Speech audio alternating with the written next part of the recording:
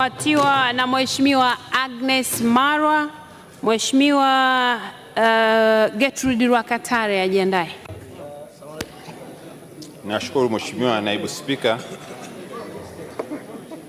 Naamini na dakika 10 za kuchangia. Mheshimiwa Naibu Spika, nashukuru kwa kunipatia nafasi hii. Kwanza kabisa nianze na maswali kwa Mheshimiwa Waziri. Nitake kujua tu serikali uwekezaji wake katika sekta ya afya ni asilimia ngapi?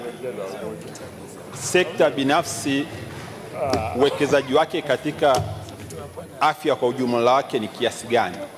Na ndani ya sekta binafsi ukiwa mashirika ya dini yanachangia huduma ya afya kwa kiasi gani?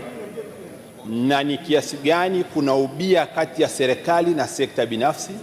Na kuna ubia kiasi gani kati ya mashirika ya dini na serikali? Nasema hivyo Mheshimiwa Naibu Spika kwa sababu lengo la 4 la malengo endelevu ya dunia tunazungumzia afya bora kwa wote ifikapo mwaka 2030. Sasa tujiulize, wataalamu wetu katika sekta ya afya, na wapongeza Waziri, Katibu Mkuu Dr. Mpoki, wataalamu wakina Profesa Mseru, wakina Dr. Janabi na wenzao wote, KCMC, Bugando na wote. Lakini tuwe wa kweli tu, katika taifa letu sekta ya afya japo wanafanya kazi kubwa na juhudi kubwa, hatujawawezesha sekta hii kibudget waweze wakatekeleza majukumu yao inavyotakiwa. Ninasema hivi Mheshimiwa Spika, na kama serikali yetu iko kwenye hali hii, basi inabidi kuweka vivutio rafiki, mazingira rafiki, hata tukaangalia motisha kwa sekta binafsi waweze tukapata wawekezaji wakubwa wanaoaminika waweze wakasaidiana na serikali katika sekta ya afya.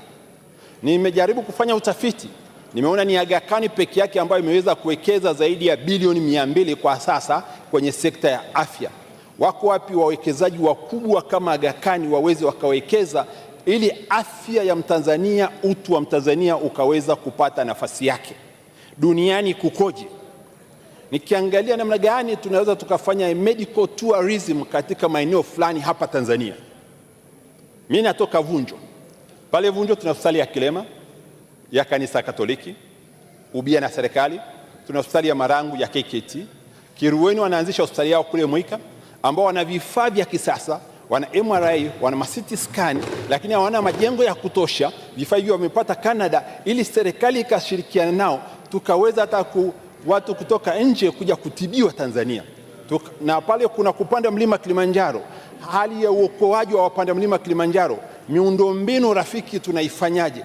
Sasa lazima na KCMC iko pale, tunatokaje ndani ya box ili tuweze tukasema eneo fulani tunatengeneza a medical tourism na facilities za kutosha zipo, na tukaacha ku-export au kwenda kutafuta huduma za afya nje ya Watanzania. Mheshimiwa Naibu Spika, anasema hayo kwa sababu ukiangalia huduma zinazotolewa hapa kwetu Tanzania, na mimi ni muhanga na Mheshimiwa Waziri unajua na hilo, kwamba inabidi tujitoe na tufikiri kwa mapana kwamba namna gani uhai wa mwanadamu. Nimesoma kitabu cha Biblia Takatifu leo asubuhi, Yoshua bin Sira, ule mstari wa 16:30 inasema, sura 30:16 inasema, hakuna utajiri ulio bora kuliko afya ya mwili, na hakuna furaha iliyo bora kuliko furaha moyoni. Tukiangalia Tanzania leo hii tumewekwa wapi kwenye happiness index? Tumewekwa pamoja na Yemen na Syria na Burundi, tumeshika nafasi ya 153 kati ya nchi 156. Sasa lazima tutoke tufikiri kwamba kwa nini hatuna furaha moyoni kwenye mambo ya ustawi, kwenye afya zetu. Na tukiangalia Watanzania ni wagonjwa kiasi gani kwenye utafiti, wataalamu wetu tunawasaidia kiasi gani? Kama huyu ni daktari, unamwezesha namna gani? On call allowance, risk allowance, huduma nyinginezo ambazo hawazipati madaktari wetu, wakaconcentrate kwenye kutibu tu, na masomo yao ya sayansi yalivyo magumu. Lakini unakuta daktari wetu huyu anafuga kuku, daktari wetu huyu anabaa, daktari wetu huyu anaenda kutafuta income nyingine. Namna gani tunawaheshimu madaktari wetu? Kwa mfano, daktari ana kitambulisho chake, akipita polisi anamsimamisha, umeongeza spidi, amwambie ninawahi kwenda kutibu, polisi anamwachia. Uwezo kumweka daktari kwenye kundi moja na walevi. You cannot do this with due respect. Kwa hivyo lazima tufikiri kwa mapana namna gani tunawapa incentives madaktari wetu waweze wakafanya research. Wizara yako inatuonyesha tuna upungufu wa wataalamu zaidi ya 50% ya wataalamu katika sekta ya afya, wauguzi, manesi, madaktari wenyewe, madaktari bingwa na kwingineko. Namna gani tunafanya in training na out training? Nitoe mfano, think globally. Mwezi uliopita nilikuwa Zaidas Hospital. Zaidas Hospital imeajiri watu zaidi ya, wauguzi wake pamoja na madaktari wako zaidi ya 1200. Lakini wanaotibiwa pale kila siku, wanaoingia na kutoka pamoja na waliolazwa na madaktari na wote kwa pamoja zaidi ya watu 5000 kwa siku. Ni shirika kubwa ambalo limewekeza kweli kweli, lakini serikali ya India imeshirikiana nao namna ya kutoa huduma iliyo bora. Kuna kwa mfano mtaalamu mmoja anaitwa Dr. Daria Singh. Anaweza kufanya operation 4 kwa siku moja ya knee replacement na accuracy 100%. Anafanyaje? Ni kwamba huyu amewezeshwa vizuri, amefikiri vizuri, anajua kazi yake anaifanyaje. Sasa hebu tujiulize hapa kwetu kulikoni, kuna nini? Sasa ni vyema Mheshimiwa Waziri tukafanya, mimi niliomba dakika 10 sio dakika 5 Mheshimiwa Naibu Spika. Mheshimiwa Naibu Spika, tukafanya in training na out training. Yaani tukaomba wataalamu kama hawa wa Zaidas wakaja wakatusaidia kufundisha umndani, na sisi tukaenda tukasoma kule kwao. Wataalamu wetu tukafanya program ambazo ni exchange program, na tukaweka mazingira yaliyo rafiki wafanyakazi wao. Tuje kwenye vitendea kazi. Kwa mfano, wabunge hapa leo wanazungumzia x-ray kwenye mikoa. Kweli ni karne ya kuzungumzia x-ray, CT scan, MRI. Tulizungumzia, serikali imeahidi miaka nenda rudi kuhusu linear accelerator kwa ajili ya wagonjwa wa kansa. Mpaka leo hii hatuna linear accelerator nchi hii. Tuzungumzie wagonjwa, tulikuwa tunamsifia sana Dr. Janabi na wenzake hapo, mambo ya cardiac cath lab. Tanzania tunazo 3 tu ambazo tuna population ya watu zaidi ya milioni 50. Compare na wenzetu wa Kenya, wanazo cardiac cath lab zaidi ya 9.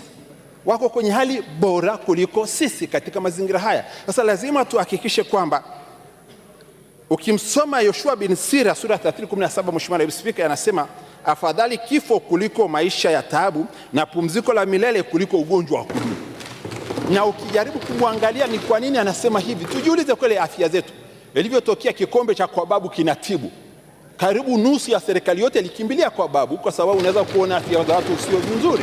Sasa sisi tunafanyaje? Miundombinu ile tuliyopeleka kule, tunaiwezeshaje sekta hii ya afya ili afya za Watanzania kweli tu kweli kwamba afya za Watanzania ziko hoi bin tabani.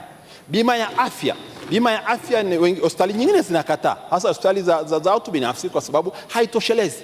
Mimi nipongeze sana mashirika ya dini, niwe mkweli kabisa, niwapongeze sana mashirika ya dini, niwapongeze sana KKT, nipongeze sana Wakatoliki kwa kazi nzuri, pamoja na BAKWATA kwa kazi nzuri wanayofanya katika kuwekeza kwenye sekta ya afya.